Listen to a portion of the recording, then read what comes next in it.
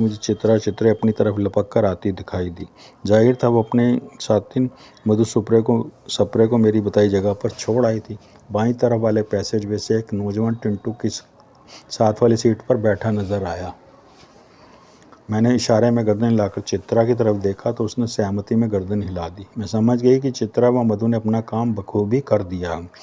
उसी पल मुझे सैमसन और गुलीवर अपनी सीटों से उठते दिखाई दिए और दोनों परस्पर विरोधी दिशा में आगे बढ़ने लगे। सैमसन मेरी तरफ आ रहा था जबकि गुलीवर विमान की टेल की तरफ जा रहा था। मैंने उन्हें विमान में जगह जगह वाल सेक्शन लगाने को कहा था।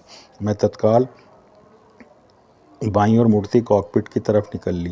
दोनों पैसेजवे अभी भी पैसेजवे में जगह जगह खाने की ट्रालियां व ड्रिंक्स की ट्रे उठाए लेडी स्टीवर्ड्स व जेंट्स बारटेंडर घूम रहे थे। मैं हैरान थे कि ना तो यह लंच का वक्त था ना ड्रिंक्स का। खैर प्लेन में ऐसा ही होता होगा।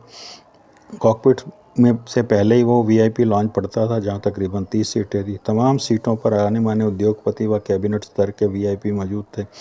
उन्हीं में विल्सन कॉर्बेट व किम कॉर्बेट भी मौजूद थी। किम कॉर्बेट खिड़की वाली सीट पर ऊँग रही थी जबकि विल्सन कॉर्बेट कोई महंगा पाइप पीते कोई मैगजीन पढ़ रहे थे। Excuse me. तभी मैं नीचे झुकी और विल्सन कॉर्बेट के कान में फुसफुसाई, माई सेल्फ नीला डार्लिंग। मैंने हाथ बढ़ाया। ओह ओह। विल्सन कॉर्बेट फ़ौरन मेरा हाथ पकड़कर अपनी खुशी का इजहार करने लगे। बट सॉरी डॉक्टर, मैं आपको अपने साथ नहीं ला सका। मेरी बेटी किम। आई नो वो अफसोस जाहिर करते कि मैं फ़ौरन बोली, सर मैं आपसे सिर्फ यही पूछना चाहती हूँ कि किम की जगह आप मुझे अपने साथ सिर्फ सुरक्षा दृष्टि के लिए ले जाना चाहते थे या फिर कोई और वजह थी? मीन। विल्सन कॉर्बेट ने खुद को मैगजीन के पीछे ही छिपाए मेरी तरफ प्रश्नपूर्ण भवें उठाई। एनी ऑफिशियल पर्पस, कोई स्पेशल मिशन? मैंने भी अर्थपूर्ण निगाह उन पर फेंकी। हम दोनों मैगजीन की ओट में खुसर फुसर कर रहे थे, लिहाजा हमारे हाव भाव व आवाज़ें और लोगों को मालूम नहीं पड़ रही थी। विल्सन कॉर्बेट 2 घड़ी सोच में डूबा, फिर इनकार में गर्दन हिलाने लगा। सॉरी सर, मैं जान गई हूँ कि आपका इस रूटीन फ्लाइट में किम की बीमारी के बहाने जाने के पीछे कोई राज जरूर है, वरना आप अपना इनकार इतने सोच विचार के बाद नहीं करते। No no no no no no, अमरीकी राजदूत फुसफुसाया। But why are you asking?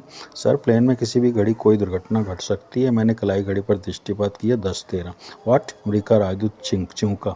दुर्घटना? You mean accident? Not accident, may be incident, may be killing. No. उसने पुनः इनकार में गर्दन हिलाई। यस, मैंने इकरार में गर्दन हिलाई और हौसला देते उसका कंधा थपथपाया।